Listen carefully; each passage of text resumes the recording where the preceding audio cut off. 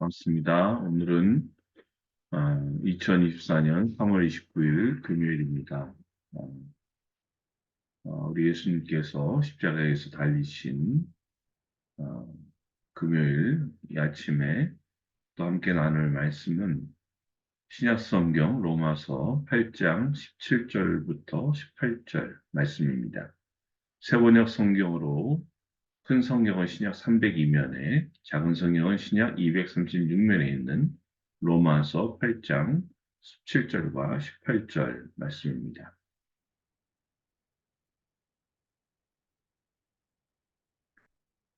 자녀이면 상속자이기도 합니다. 우리가 그리스도와 함께 영광을 받으려고 그와 함께 고난을 받으면 우리는 하나님이 정하신 상속자여 그리스도와 더불어 공동 상속자입니다.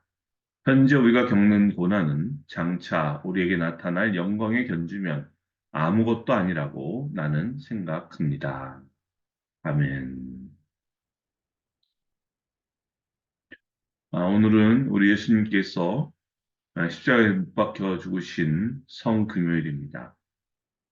예수님 오늘 십자가에 못 박히시고 또 그래서 운명하신 다음에 무덤에 묻히실 겁니다.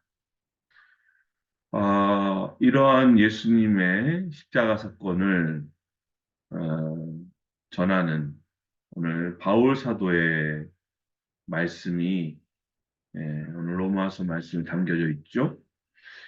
이 바울은 참 대단한 사람이었습니다. 대단한 뭐 훌륭한 집안에 태어났고 난지 8일 만에 할례를 받은 유대인 중에 유대인이었고 바리새파 사람 중에 바리새파 사람이었습니다. 게다가 사내들인의 공예 회원이었고 앞으로 기대가 촉망받는 이스라엘의 차세대 지도자 중에 하나였습니다. 이렇던 바울이 예수님을 만나고 완전히 변화된 인생을 삽니다. 아, 쉽게 말해 세상에서의 성공할 길을 모두 다 내려놓고 이 복음을 전하는 일에 목숨을 걸며 삽니다. 이런 모습은 이 바울의 전도 여행에 아주 잘 나타나는데요. 바울이 전도를 하면요, 그 지역에 있는 유대 사람들이 몰려와서 그 전도하는 것을 방해합니다. 왜요? 바울은 유대인들의 입장에서는 배신자였기 때문에 그렇습니다. 우리 사도행전 14장 19절 말씀을 보겠습니다. 그런데 유대 사람들이 안디옥과 이고니온에서 거기로 몰려와서 군중을 설득하고 바울을 돌로 쳤다. 그들은 바울이 죽은 줄 알고 그를 성 밖으로 끌어냈다. 네. 안디옥과 이고니온에서 유대 사람들이 찾아왔어요. 몰려왔어요. 그래서 그 동네 사람들을 설득하고 바울을 돌로 쳐서 죽입니다. 근데 정말 죽지 않았어요. 다행히도. 그래서 이 사람들이 이 바울이 죽은 줄 알고 바울을 성밖 쓰레기 버리는 곳에 이 바울을 던져버리죠. 나중에 바울이요, 이때 정말 자기는 죽었었고, 우리 흔히 말하는 삼층천, 천국을 다녀왔다고 간증합니다. 바울은요, 이 돌에 맞아서 피가 철철 흐르고 있었습니다. 일어난 바울은요, 엄청난 충격을 받았을 거예요. 그런데 나중에 바울이 어떻게 됩니까? 우리 이어서 나오는 20절 말씀 보면 이렇게 나오죠. 그러나 제자들이 바울을 둘러섰을 때 그는 일어나서 성 안으로 들어갔다. 이튿날 그는 바나바와 함께 더베로 떠났다. 네. 이 바울의 제자들이요, 안타까워하면서 이 죽은 줄 알고 이 바울의 시신을 찾아 나선 겁니다. 근데 바울이 일어났어요. 일어나서 다시 아무 일 없었다는 듯이 성 안으로 들어갑니다. 그 성은 어떤 성이에요? 자기를 돌로 친 사람들이 있는 그 성이에요. 그리고 나서 다음 날, 바울은 바나바와 함께 또 복음을 전하기 위해서 더베로 떠났답니다. 여러분, 죽는 게 무섭지 않은 사람이 있을까요? 네. 이 바울이 어떻게 이럴 수 있을까요? 어떻게 이렇게 죽을 정도의 고생, 고통을 겪으면서도 이렇게 다시 복음을 전하기 위해서 떠날 수 있었냐는 겁니다. 그 이유가 뭘까요? 그 이유는 오늘 말씀에 있는 것 같습니다. 우리 로마서 8장 17절과 18절 말씀, 자녀이면 상속자이기도 합니다. 우리가 그리스도와 함께 영광을 받으려고 그와 함께 고난을 받으면 우리는 하나님이 정하신 상속자요 그리스도와 더불어 공동 상속자입니다. 현재 우리가 겪는 안 보이네요. 고난은 장차 우리에게 나타날 영광의 견주면 아무것도 아니라고 나는 생각합니다. 예. 고난이 없이는 영광도 없다. 바울은요, 지금 겪고 있는 고난이 장차 뭐예요? 영광으로 변화할 것이다. 즉, 지금 내가 당하고 있는 여러 가지 고통과 고난과 어려움들을 주님께서 다 알고 계시며 나중에 갚아주실 것이다. 이렇게 믿은 거예요. 물론 이렇다고 해서요, 우리가 일부러 고난을 당할 필요는 없습니다. 일부러 고난의 자리를 찾아낼 필요도 없습니다. 중세시대 수도자들은 이 고행을 훈련으로 삼았어요. 그중에 대표적인 게 뭡니까? 마틴 루터도 했었던 거죠. 로마에 있는 바티칸에 있는 성 베드로 성당에 올라가는 계단을 맨 무릎으로 기어서 올라가면서 주님의 고난을 느끼고자 했습니다. 하지만 그럴 필요가 있을까요? 없어요. 계단은 그냥 신발 신고 올라가면 됩니다. 주님께서는요, 고난을 즐기신 게 아니었어요. 오히려 고난을 피하려고 하셨죠. 십자가의 고난도 어떻게 하셨습니까? 가능만 하다면 피해달라고 하나님께 기도했잖아요. 여러분, 고난은 즐기는 게 아닙니다. 하지만 주님께서는 당해야 할 고난은 분명히 당하셨다. 두 손에 못이 박히, 옆구리에 창으로 찔리는, 가시관을 쓰는 그 몸이 찢어지는 십자가의 고난을 주님은 감당하셨습니다. 여러분, 고난을 통해 영광이 오는 겁니다. 예수님의 십자가 죽음이 있어야 영광스러운 부활이 있습니다. 그래야 우리도 부활할 수 있습니다. 그렇다고 해서 우리가 고난을 다 찾아낼 필요는 없어요. 하지만 우리가 감당해야 될 고난은 분명히 감당해야 한답니다. 내가 져야 할 십자가는 누가 대신 져줄 수 없고 반드시 내가 져야 됩니다. 네.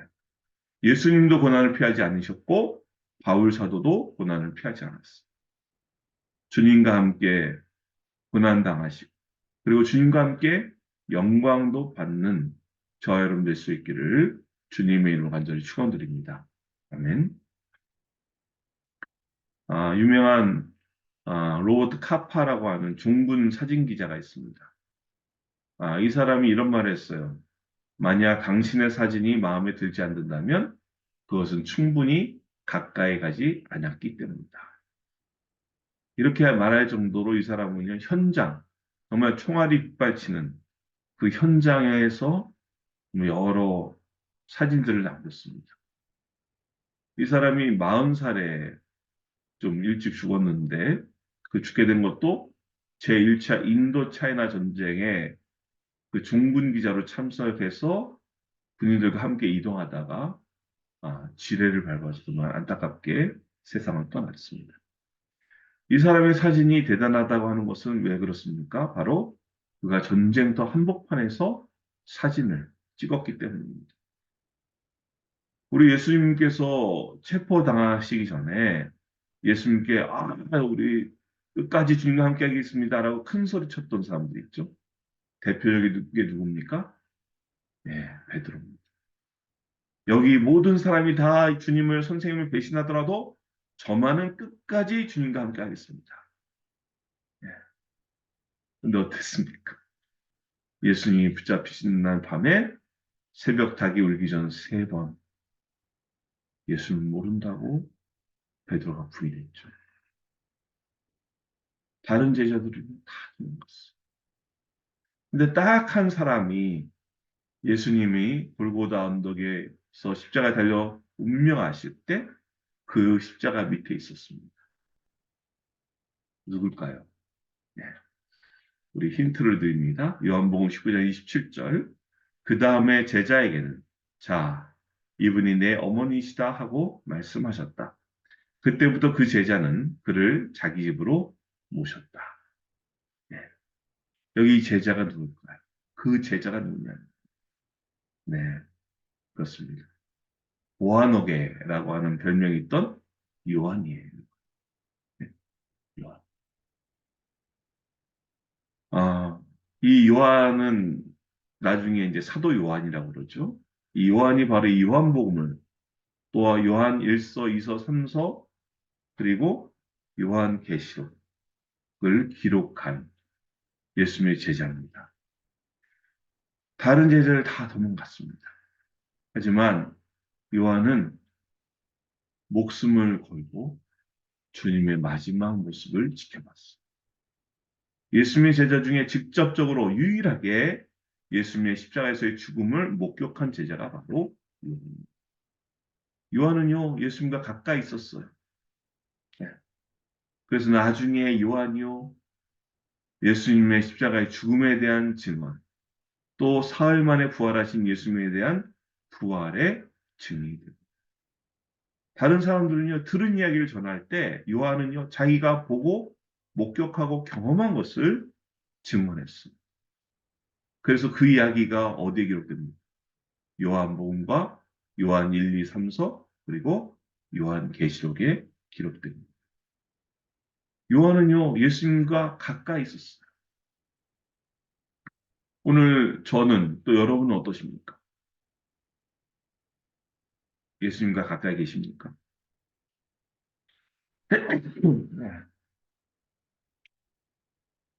예수님과 어떻게 가깝죠? 우리도 예수님의 십자가 밑에 가 있어야 되나요?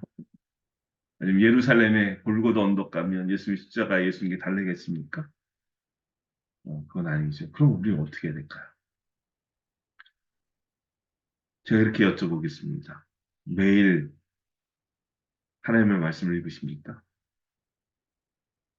매일 주님과 기도하며 대화하십니까? 매 주일 드린 예배를 통해서 주님의 은혜를 경험하고 계십니까?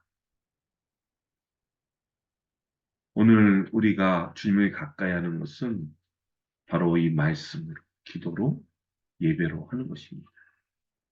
그것이 바로 우리가 십자가로 더 가까이 가는 길입니다. 십자가로 가까이 나아가서 십자가의 은혜를 체험하시고, 그리고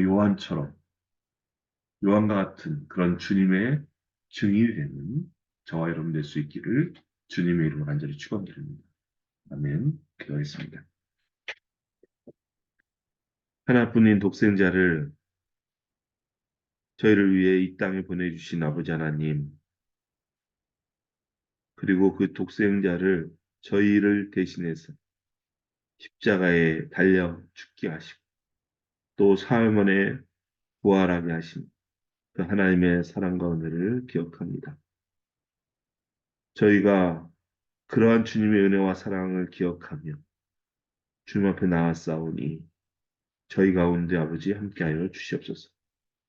고난 없이는 영광도 없음을 보여주신 하나님 아버지, 주님의 고난을 바라보며 저희도 스스로 져야 할 십자가를 지고 주님을 따르게 하여 주시길 간절히 소망합니다.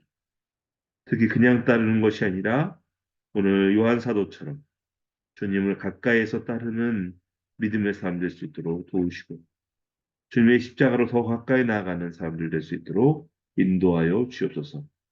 그래서 요한이 십자가의 증인이 되었던 것처럼 저희도 주님의 십자가의 증인으로 살 수 있도록 인도하여 주시옵소서.